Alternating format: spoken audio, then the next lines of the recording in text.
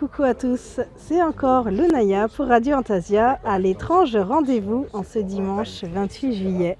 Et je suis avec Gwenola. Bonjour Gwenola. Bonjour. Alors Gwenola, elle fabrique des bougies. Raconte-nous tout ça. Il y a 6 ans, j'ai changé de métier. L'idée m'est tombée dessus. De faire des bougies. Au départ, j'étais un petit peu sceptique. Et en fait, je me suis lancée dans les bougies.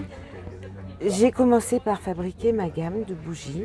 Je me suis approchée d'un aromathérapeute puisque olfactivement, il y a quand même des choses qui interviennent aussi sur nous, qui sont des exhausteurs d'intention, je dirais. Ça peut apporter des réponses à ces questions. Mais c'est un moment avant tout de lâcher prise. C'est ce que je recherche. Que les gens soient dans la joie. Alors en effet, une bougie, c'est de la lumière. Les mèches crépitent. Donc c'est un accompagnement, mais c'est un voyage avant tout. Et c'est le voyage que chacun aura décidé de faire avec elle. Moi j'ai mis des choses, mais après, l'univers fait le reste. Donc il y en a 7. Moi j'ai travaillé sur les fonctions au départ par rapport aux fragrances que j'ai utilisées. Et la 7e a eu plus de mal à venir parce que Morgane, c'est une bougie d'eau. Mor, c'est la mer en breton. Morgane naît des eaux. Et les morgates, ce sont les fées des eaux qui sont reliées au Finistère.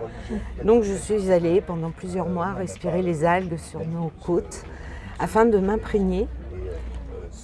Et elle est arrivée 6 mois après les autres, donc 7e bougie. 7 bougies, 7 chakras, ce que mon ami qui fait mon site internet m'a suggéré, sauf que je n'avais pas travaillé dessus.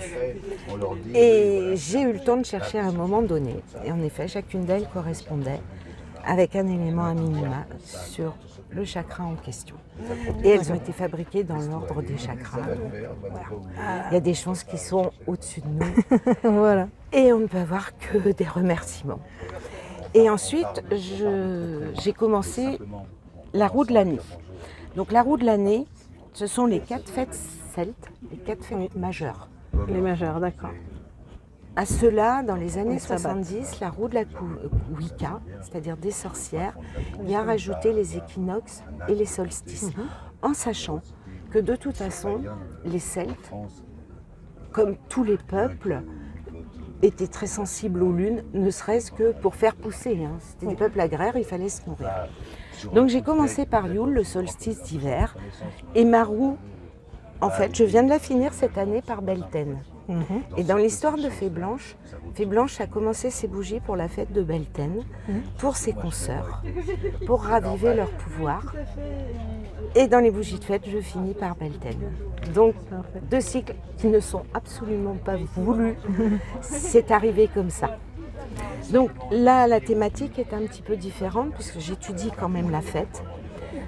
Ce qu'on a à la saison, les végétaux, les couleurs, ce qui existait à l'ère celtique. Et à partir de là, il y a des choses qui me viennent et paradoxalement, je les trouve. Alors qu'avant, je n'aurais même pas pensé à un végétal quelconque. Et ça arrive.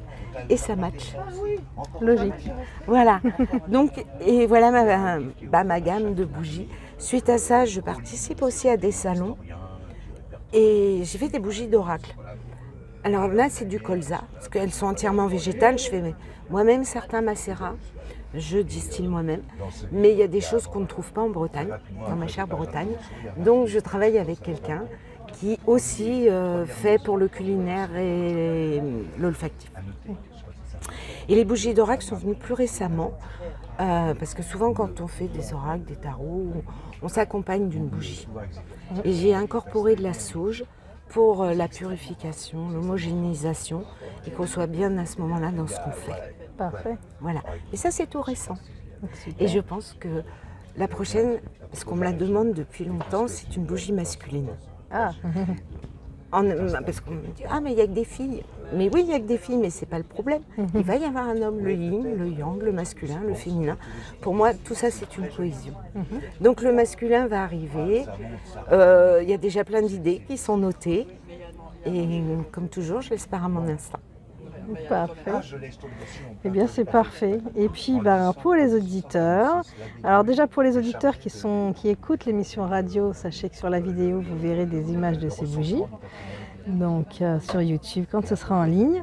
Et si vous avez envie d'aller voir ce qu'elle fait, ça tombe bien, j'ai son adresse devant moi, www.feeblanche.com.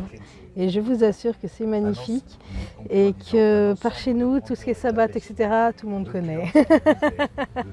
Merci. Donc, tu parles notre langage. Je parle, les fées ont un langage universel. C'est ça. Elles n'en connaissent pas les mots.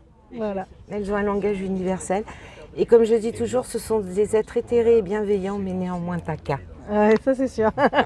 J'en connais quelques-unes. Merci beaucoup, Gwenola. Merci à toi. À bientôt. À bientôt. Peu importe.